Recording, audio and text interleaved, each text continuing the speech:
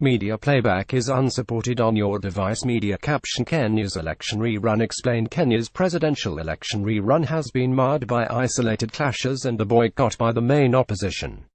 A teenage boy was shot by police and later died amid clashes in the opposition stronghold of Kisumu, one of 4 counties hit by violence.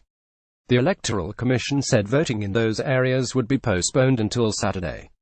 President Uhuru Kenyatta was declared the winner in an August vote, which was annulled because of irregularities. Mr. Kenyatta is seeking a second term. Opposition leader Raila Odinga has pulled out of the contest. Tens of thousands of police and other security staff deployed to protect voters and polling stations, which closed at 1700 local time 1400 GMT. International observers have scaled down the missions for security reasons. The Electoral Commission has 7 days to declare the results. After casting his vote in the town of Gatundu, Mr. Kenyatta had urged people to cast their ballots so the country could move on. "We're tired as a country of electioneering. It's time we moved forward," he said, adding that most of the country was calm and peaceful. Kisumu Governor Anyang, father of the Oscar-winning actress Lupita Nyong'o, said 29 people had been injured and 2 killed by police. Bullets and tear gas BBs manual guns are at the scene in Kisumu. Live rounds have been fired by police in the opposition stronghold of Kisumu, in western Kenya, killing at least 1 person. 19-year-old George Odhiambo was brought to the main hospital in Kisumu bleeding heavily from a thigh wound.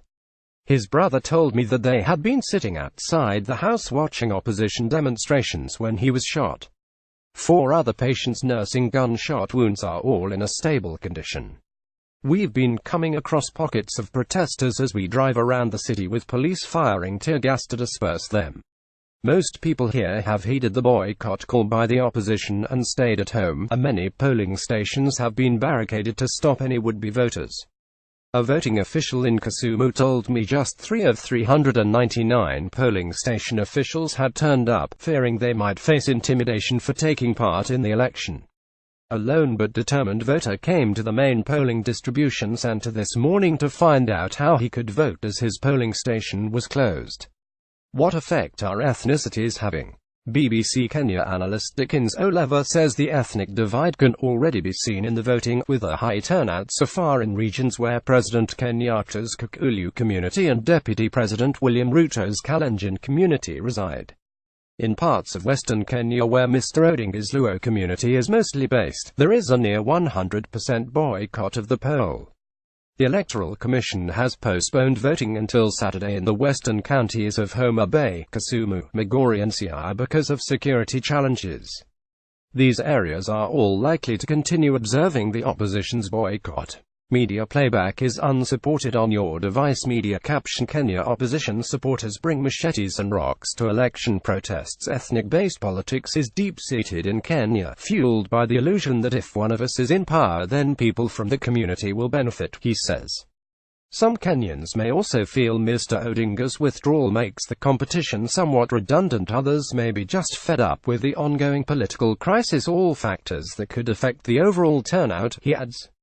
What has happened since the first vote? The announcement by the Independent Electoral and Boundaries Commission (IEBC) of Mr. Kenyatta's victory on the 8th of August led to inflammatory rhetoric and attacks on the body. Image caption: President Uhuru Kenyatta, posing here with a voter, said it was time for the country to move on. Last week, a senior member of the IEBC fled to the US amid death threats. About 50 people are reported to have been killed in violence since Mr. Kenyatta was declared the winner in August's election. Mr. Odinga had wanted the repeat ballot to be held at a later date, but a bid to delay the election rerun fell apart after only 2 of 7 Supreme Court judges attended a hearing on Wednesday. One judge, Deputy Chief Justice Philomena Mwilu, failed to appear after her bodyguard was shot and wounded by unknown gunmen on Tuesday. Why is there an election rerun? Kenya's Supreme Court took the unprecedented decision to annul the August presidential election and demand a rerun in September, citing irregularities and illegalities. Image caption: Voting in the rerun has been calm in most areas. Chief Justice David Maraga said the election had not been conducted in accordance with the Constitution and declared it invalid, null and void. He said the verdict, which was backed by 4 of the 6 Supreme Court judges, found that the IECB had committed irregularities in the transmission of results. The court said the result was neither transparent nor verifiable. The ruling did not attribute any blame to President Kenyatta's party or campaign, but it nevertheless raised tensions, with rival protests in support of and against the court. There were running battles between police firing tear gas and stone-throwing protesters in the city of Kisumu, an opposition stronghold, on Wednesday. Why is the opposition boycotting? Mr. Odinga has said that the IECB failed to make the changes needed to prevent a repeat of the mistakes that marred the earlier poll, although the IECB disputes this. His opposition coalition, the National Super Alliance NASA, made clear its participation in the election was contingent on reforms being made. Image copyright Getty Images. Image caption Raila Odinga told his supporters, "We're going to win the battle." Mr. Odinga had vowed to disrupt Thursday's vote, calling for massive demonstrations, but has asked his supporters to stay away from polling stations in an attempt to avoid violent clashes. In a statement earlier this month, he accused the government of instituting a dictatorship, adding, "We are going to win the battle for a free and fair election.